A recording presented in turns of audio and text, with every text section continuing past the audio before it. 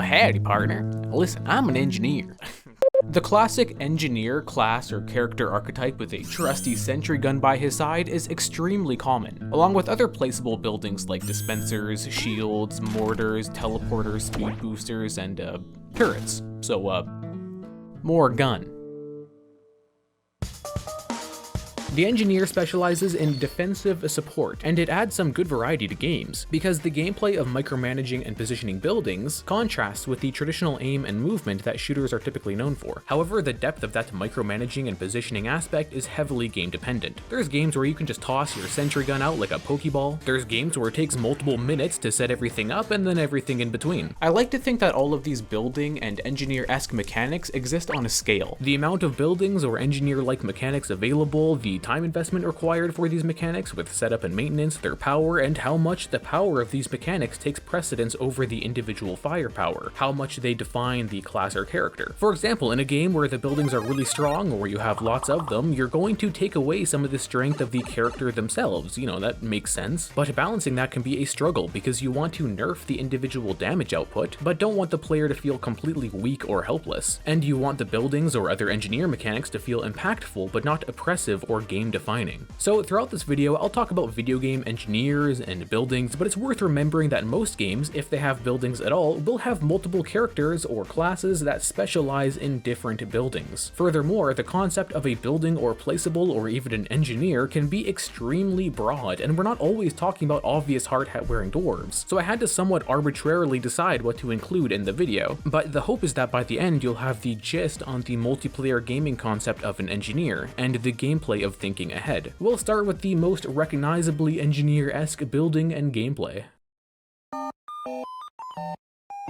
Sentry guns, sometimes called turrets, are the most iconic engineer-type building, and I really think that's just for the simple facts that 1, they're the most fun to build because they get you kills, and 2, they're often commonly thought of as like the stand-in for the firepower of the individual engineer. As stationary automatic damage dealers, they specialize in area denial and are an inherently defensive building, meant to defend, stall, and alert you to enemy presence in an area. I remember playing the Call of Duty games and getting on a kill streak and getting a sentry gun, and after placing, I would immediately drop and hide somewhere and giggle as I watched the kill feed seeing my sentry gun rack up kills. But the Call of Duty games have sentry guns that you're supposed to set and forget. You're not an engineer, you just got drop shipped the thing. So now let's look at Team Fortress 2. Sporting possibly the most iconic video game engineer, his stock form is notoriously reliant on his buildings to have an impact on the game. They are very strong and they're levelable. The engineer has a class specific metal count which he uses to build and upgrade his buildings up to level 3 by smacking them with his wrench 8 times per upgrade using his metal. This makes his buildings very powerful, but it can be a big time investment, far longer in fact than it takes to respawn. And that amount of time can lead to emotional attachment. And if you're not careful, People, let me tell you about my best friend. He's a warm-hearted person who loved me till the end.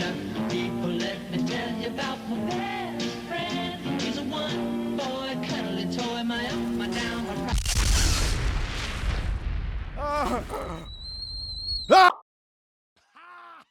you are playing a management game. You need to maintain, micromanage, and keep your cool, and your team depends on it. As a stock engineer, you're spending the majority of your time setting up and maintaining your buildings. You're not weak and helpless, if I may quote an ancient scholar, I have a shotgun. However, the time investment is what balances the power of the buildings. And what's really interesting is that you can directly see how that micromanaging balances the power with an in-game comparison to the engineer's subclass, Battle Engineer. So the Gunslinger is an item which, when equipped, will increase your max health and replace your leveled sentry with a smaller, cheaper, faster, weaker, non-levelable mini-sentry. I have distinct memories of being at my friend's house over a decade ago and thinking to myself, wow, dude, this sucks. This mini-sentry is so much weaker than the normal one, so like, why? A very short-sighted take from child me, because the hidden upside is, well, now you don't need to maintain a leveled sentry, which is a big deal because, as already mentioned, the TF2 engineer takes a lot of time to set up and maintain his sentry, and that's time you can now use with that extra health to play more aggressively, hence Battle Engineer. You can see this trade-off again in Deep Rock Galactic.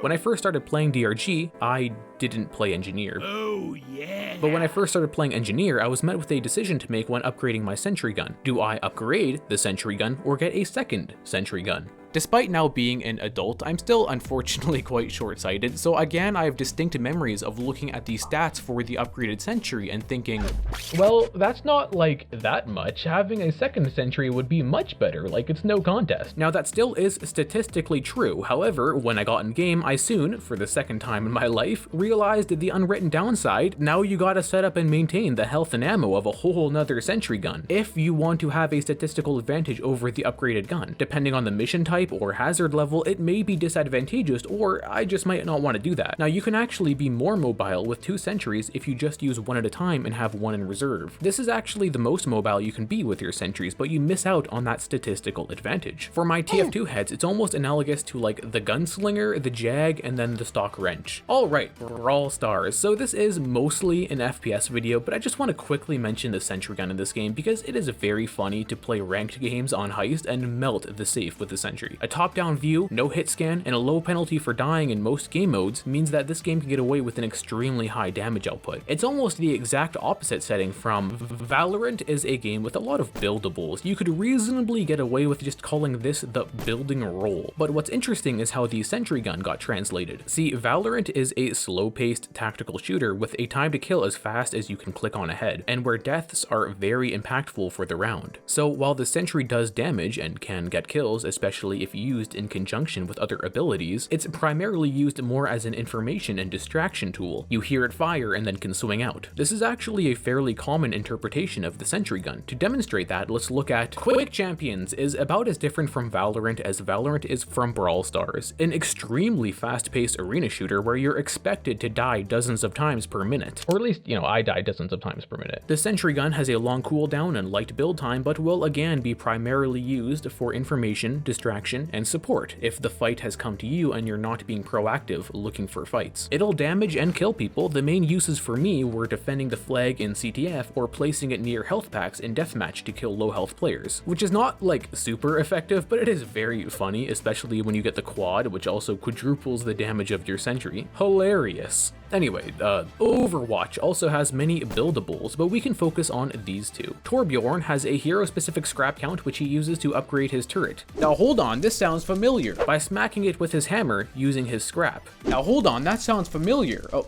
wait, they changed it? In 2018, Torbjorn was reworked to be much more mobile. They scrapped his scrap mechanic, they increased his damage output, and they replaced his leveled Sentry with a faster, weaker, non-levelable, and hold on, this sounds familiar. It's another example of how micromanaging balances Alright. Last one, I promise. So Sentries are an inherently defensive building. Even if you're playing on offense, you're using the Sentries as an area denial tool. Although you can use it purely offensively as a distraction tool, because most games have at least a modest setup time, that's not going to be your main use of it. Anyway, Torbjorn was notoriously slow and defensive. Blizzard had copy-pasted the engineer from TF2, but decided they didn't like his gameplay. So in 2018, his mechanics and abilities got reworked, and now he's more mobile, has more individual firepower, and most importantly, has more time to use that individual firepower because he's not smacking his Sentry all day. Sometimes you just need a little less gun. The other Overwatch engineer I want to talk about is Symmetra, who has 3 to 4 little Sentries with minimal setup, and that gives you options for how you want to set them up. Do you spread them out for more coverage and to make them harder to pinpoint and destroy, or do you group them up at a choke point for maximum damage? That's up to the situation and to your discretion. For that reason, I actually quite like when you're given the option to have more than one Sentry. It was ironically Symmetra's other building that got the Blizzard treatment. It was her.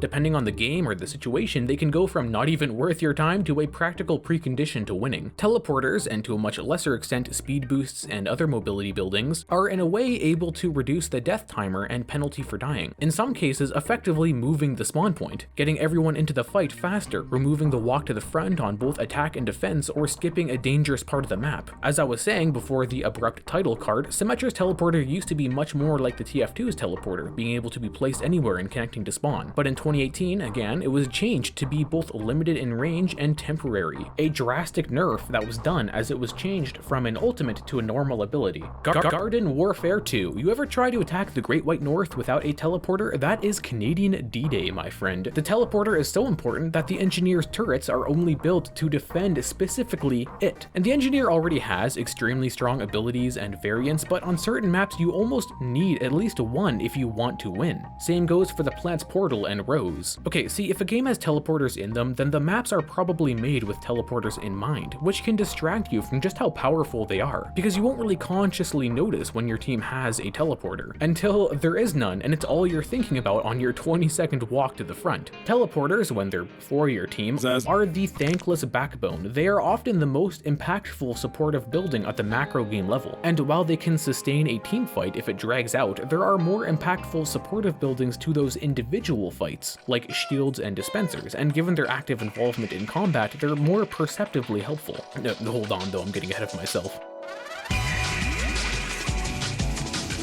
If there's anything I want you to take away from this video, it's that every interpretation of the multiplayer video game engineer shares two roles: defense and support. The original script for this video tried to separate those into two distinct roles that games will lean the engineer into. But what throws a monkey wrench into that view is that, in reality, more often than not, those are both fulfilled simultaneously. Buildings, being stationary and also not people, are both defensive and supportive in nature. Even sentry guns, they're either strong enough to be area denial on their own, or used more for info distraction and light damage support. Regardless of implementation, they play both a defensive and supportive role. Health and ammo dispensers are the quintessential support buildings. They're right there with the shields and barricades at the front line with the team, supporting them with health and ammo, sustaining a defense, or supporting an offense. This can either be a combo building or split into two, often requiring different characters to build each. In fact, specifically health dispensers or stations are more of a medic thing than an engineer thing. Here's a couple quick anecdotes. In the Battlefield games, there's always four classes. The support class most closely resembles the classic engineer, with its micromanaging gameplay, repairing vehicles, building faster barricades, using LMGs for suppressive fire, placing landmines, mortars, even sentry guns. You get it, they're Battlefield engineers, they micromanage. And while they can build ammo stations at select spots and place down ammo crates, it's always the role of the medic to build health stations and place health crates. In Garden Warfare 2, for the zombies, there's the engineer and the scientist. Can you guess which one places the heal station? It's the scientist. It's interesting to me how the concept of a specific healer is more tangible than the concept of a specific builder. Anyway,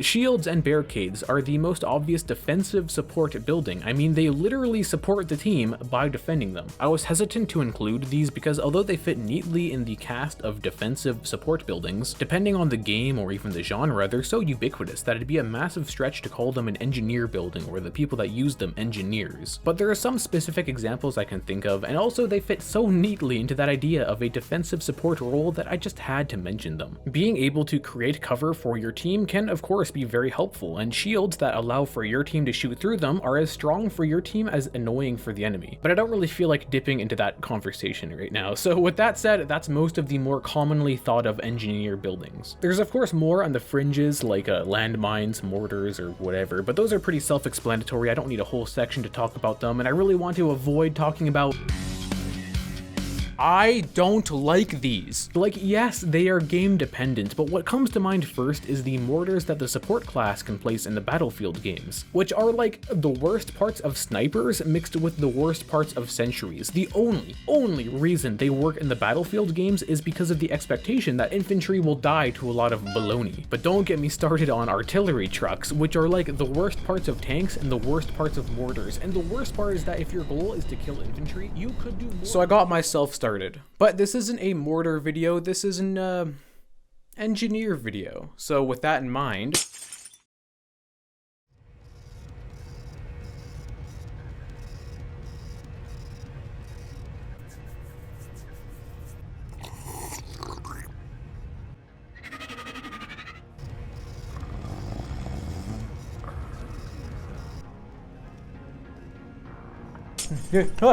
oh. Sorry, you caught me and the other dwarves there just having a bit of a snooze, but I wanted to talk to you now about the philosophy of the engineer class or character archetype.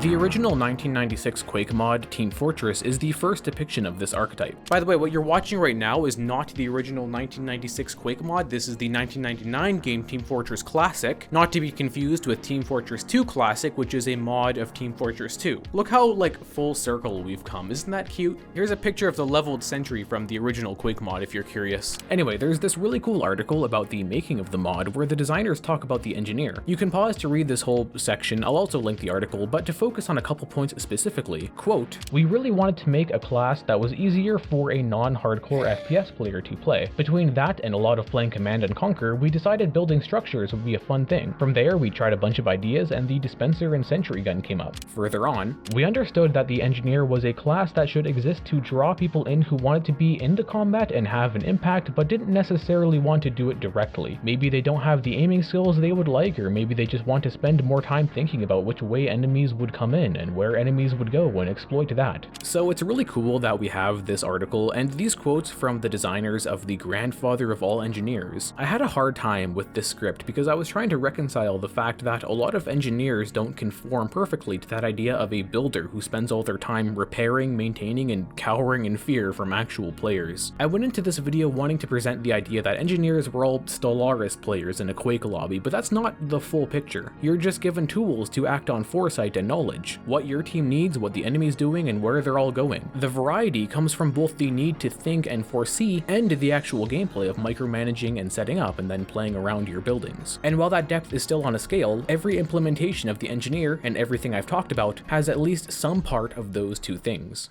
And that concludes the video about engineers and sentry guns that I promised. If you have anything to add or you disagree with anything, you can always leave a comment. I still try and read them all. I know there's lots of other examples with lots of other different games and genres. I had a list of games I wanted to include, and there's a few I didn't bring up, like Apex Legends and Rainbow Six Siege. Truthfully, I just didn't have either of those installed on my new PC and also don't really play them a whole lot to begin with, but I'm really happy with the video now, and this will also give you an opportunity to add any additional thoughts. Hopefully the conclusion wasn't like completely incoherent. It was difficult trying to convey my thoughts on the matter and having it make sense. I also promised the competitiveness video in gaming is still coming. I know the survey was a year ago and last video I said it would be next video, but I really want to do that video justice. I'll probably redo the survey though and tack it to the end of another video because I don't love the last one I did. It has a few problems, but anyway, until next time, I've been P-Bean. Thank you for watching. Like if you liked it, subscribe if you're new, and share it to all your friends or I'll reset the points on all your strange jags.